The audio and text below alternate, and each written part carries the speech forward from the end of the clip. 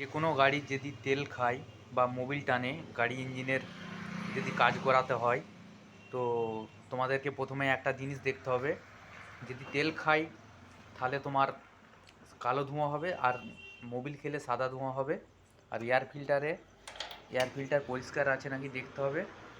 আর গাড়ির যদি দেখবে তোমার কার্বোরেটর খারাপ থাকে, কার্বোরেটর যদি খারাপ থাকে, কার্বোরেটর খারাপ থাকলেও কিন্তু হয়।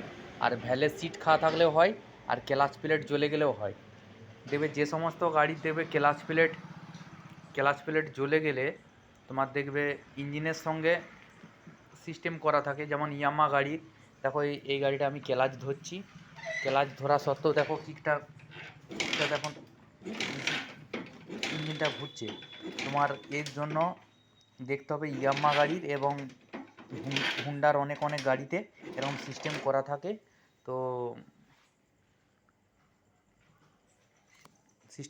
তোমরা দেখবে একটু নজর করে। তো যেসব গাড়িতে ক্লাচ প্লেট জ্বলে যায় তার জন্য কিন্তু তেল খায়। কার্বোরেটর খারাপ থাকলেও তেল খাবে, এয়ার ফিল্টার খারাপ থাকলেও তেল খাবে, গাড়ি যদি ইঞ্জিনে মোবিল টানে তার জন্যও তেল খায়।